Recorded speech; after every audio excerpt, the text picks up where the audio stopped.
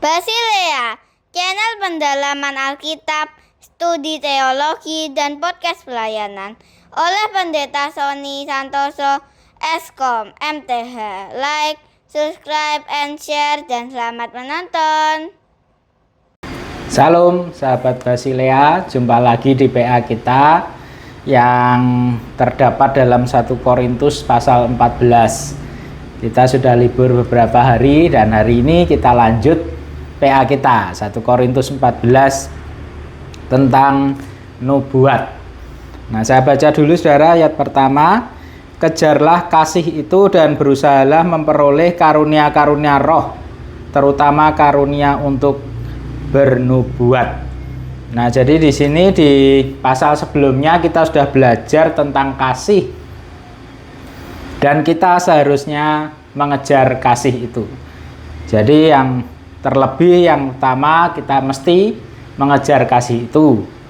Tetapi kita juga berusaha untuk memperoleh karunia-karunia roh, terutama karunia untuk bernubuat. Nah, saudara sekalian, kita belajar hari ini apa sih tanda nubuatan yang benar supaya kita tidak mudah termakan atau mudah percaya dengan orang, dengan rohaniawan, dengan siapapun yang mengatasnamakan Tuhan gitu ya. Jadi sampai ada candaan yang bilang nubuat atau lubuat. Nah, artinya memang tidak semua orang yang pernah bilang kepada kita bahwa dia mendapat nubuat atau Tuhan berbicara kepadanya dan sebagainya itu pasti benar, saudara. Tidak demikian. Jadi kita mesti cek dan hari ini kita belajar ada 3 tanda mengenali nubuat. Nah, saudara, yang pertama di ayat 3. Namun siapa yang bernubuat, ia berbicara kepada manusia, ia membangun, menasehati, dan menghibur. Jadi tanda pertama nubuatan itu adalah ia membangun, menasehati, dan menghibur.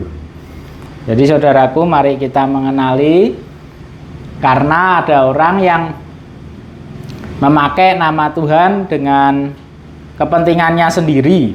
Ya saudara, tidak selalu, memang tidak selalu, ada yang betul dan ada yang tidak, maka kita harus mengenalinya. Nah, salah satu tandanya adalah nubuat itu membangun, menasehati, dan menghibur. Jadi saudara, kita mesti mengenali itu karena tidak setiap orang yang berbicara kata Tuhan selalu benar. Ada contohnya, misalnya saudara, kita bisa tahu tujuan dia mengatakan itu. Kalau tujuannya untuk kepentingan diri, tidak membangun jemaat, tidak membangun umat, tidak membawa kita lebih dekat kepada Tuhan, maka kita mesti berhati-hati. Contoh tujuan diri itu kemungkinan yang terjadi, misalnya saudara ya, dia tidak jadi pelayanan dengan mengatasnamakan kata Tuhan. Dia ingin planning atau kepentingannya terjadi dengan mengatasnamakan nama Tuhan. Bahkan dia ingin mendapat jodoh dengan mengatasnamakan kata Tuhan dan sebagainya. Yang kedua, tanda yang kedua dari nubuat adalah ayat 6. Jadi saudara-saudara, jika aku datang kepadamu dan berbicara dalam bahasa lidah, apa gunanya itu bagimu? Jika aku tidak berbicara kepadamu dengan penyataan Allah, atau pengetahuan, atau nubuat, atau pengajaran. Nah, di sini ada beberapa kata yang disetarakan dengan nubuat, saudara. Penyataan Allah, atau pengetahuan, atau nubuat, atau pengajaran. Jadi nubuat itu dekat dengan pengajaran, pengetahuan, penyataan Allah. Maksud nubuat ya sama, saudara, dengan pengajaran, dengan pengetahuan Allah. Maksud nubuat adalah menyampaikan isi hati Allah, saudara. Sehingga pengajaran pun juga demikian. Pengajaran yang alkitabiah, pendalaman Alkitab, khotbah yang alkitabiah, pengetahuan teologi yang Alkitabiah, penyataan-penyataan Allah, semuanya tujuannya untuk menyatakan isi hati Allah. Sehingga tanda kedua nubuat itu menyatakan isi hati Allah, dan itu dekat dengan pengetahuan dan pengajaran. Jadi saudara, kalau ada orang yang sering bilang nubuat-nubuat, ini kata Tuhan, tapi pengajarannya salah, pengetahuannya tidak tepat, maka kita perlu waspada. Apalagi kalau isi nubuat itu bertolak belakang dengan pengetahuan Alkitab, bertolak belakang dengan pengajaran Alkitab, maka itu pasti salah, saudara. Jadi jangan mudah termakan nubuat, jangan mudah mengikuti orang yang berkata ini kata Tuhan, ini kata Tuhan. Saudara, kata Tuhan bisa saudara temukan di dalam Alkitab, dan saudara mesti rajin baca Alkitab. Dan tanda yang ketiga, saudara, ayat 24.